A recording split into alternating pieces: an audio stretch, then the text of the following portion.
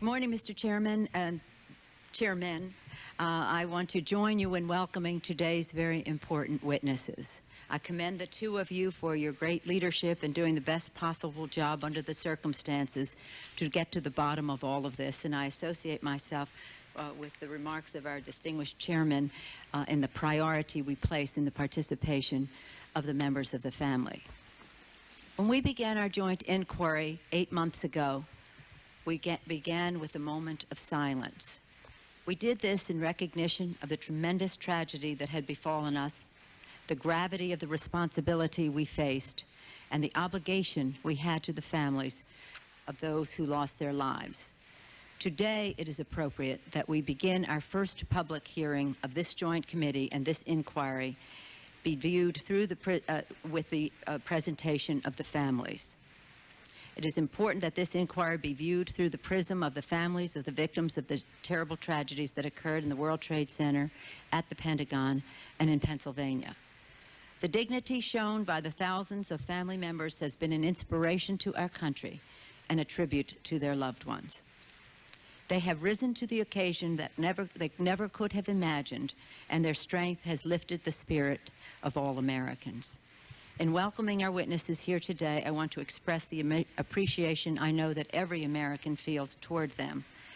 The appreciation of the depth of their grief we can only imagine, but we do appreciate their leadership, which has sprung from that sadness.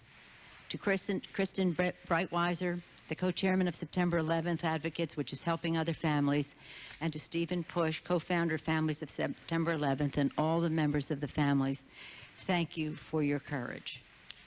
All of America has been touched by this tragedy, as we all know, none more directly than all of you. However, we have some of us a closer association because of our work at the Pentagon. Members of the Defense Intelligence Agency and the Office of Naval Intelligence lost their lives when they went to work to protect our country. Little did they know that they would lose their lives at the Pentagon doing that. And of course, Mike Spann was the first American killed in conflict in our struggle to root out terrorism wherever it is. And his association with the intelligence community is one that I wish to acknowledge.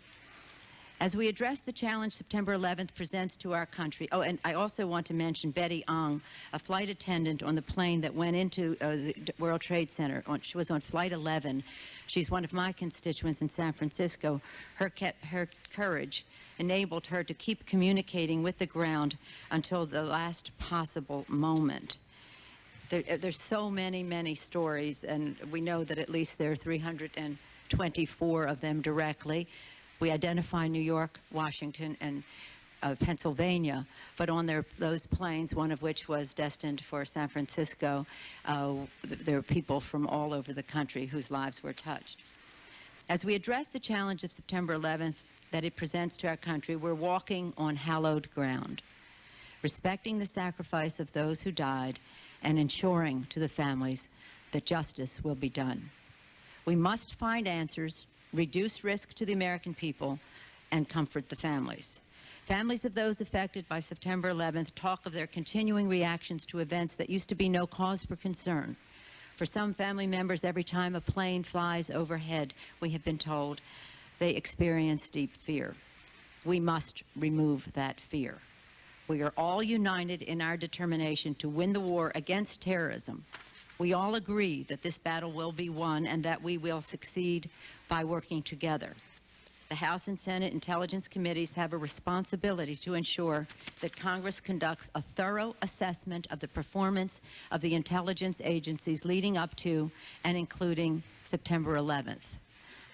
Yes, Mr. Chairman, we must protect sources and methods, but we must conduct our inquiry so that in the most open way possible, that information that can be made available to the public, and especially to the families, is made available.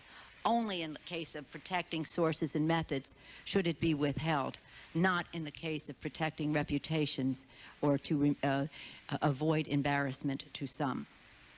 The committees, have decided that the best way to do our inquiry is to work cooperatively in a bipartisan manner on an inquiry conducted by the House and the Senate, as you know.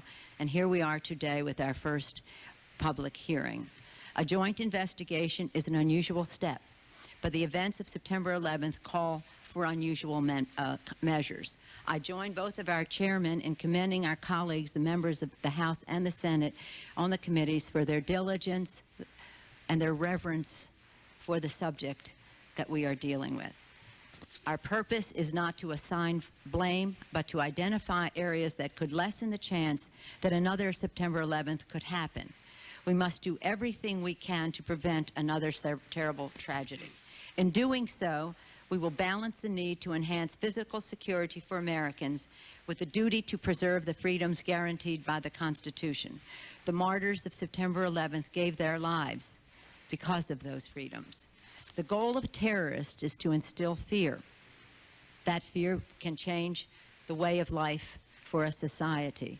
We cannot let them have that victory. We can and we must do things in a way that respects our people, protects our founding principles, and protects and defends our communities. The words of America the Beautiful ring true in describing the great cities of Washington, D.C., New York, and indeed the nation. O beautiful for patriot dream that sees beyond the years, thine alabaster cities gleam, undimmed by human tears.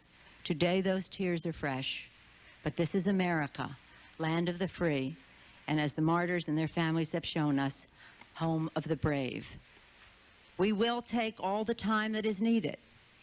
We will pursue every angle. We will turn every stone to find answers for the family.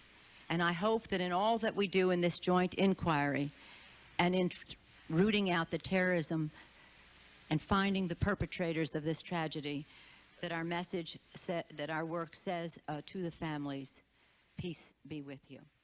Thank you, Mr. Chairman.